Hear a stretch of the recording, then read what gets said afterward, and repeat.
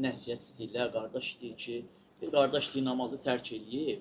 Ona nəsihət eləyəndə deyir ki, mən deyir, inşallah bağışlanacağam, mən tövhid əhliyəm. Yəni, ümidsiz deyiləm, belə bir sözlərlə qaçır söhbətdən. Yəni, buna necə nəsihət edək? Sözsüz ki, bizə məsələ necədir? Ümumiyyətlə, namaz elə bir ibadətdir ki, birinci bunu qeyd edim ki, Allah Teala qiyamət günü ilk onu soruşacaq. Necə ki, hədisdə gəlir.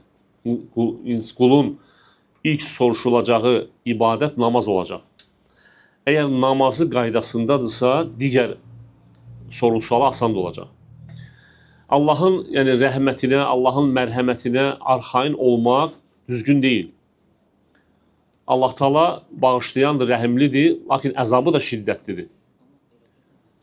Yəni, insan əgər bu dünyada Allah ona ömür verir, bu ömür ərzində insan Allaha səcdə etməyi, belə deyək, çətin görürsə, özünü ağır görürsə, artıq sonra isə Allahın bağışlayan olduğuna, Allahın rəhimli olduğuna sonra arxain olursa, yəni sözsüz ki, bu şeytanın insanı azdırmasıdır. Şeytanın vəsvəsidir. Çünki şeytanın vəsvəsələrindən biri nədir? İnsana arxainlıq gətirir. Arxain edir. Allah bağışlayandır və s. Lakin unutmaq lazım deyil ki, Allah Teala həm də şiddətli əzab verəndir. Əzabı da şiddətlidir. Və ona görə də insan demək, bunu düşünməlidir. İlk növbədə bunu düşünməlidir, fikirləşməlidir və bilməlidir ki, alimlər fikir verin, digər ibadətlərdə ixtilaf etməyiblər. Zəkatda ixtilaf etməyiblər ki, yəni zəkatı verən və ya verməyən müsəlmandır, yoxsa kafirdir.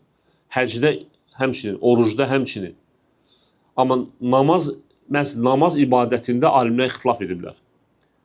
Və bəzi alimlər deyirlər ki, nədir? Namazı səhlənkarlıqdan tərk edən nədir? Kafir deyənlər var. Yəni, bu özü nəyi göstərir?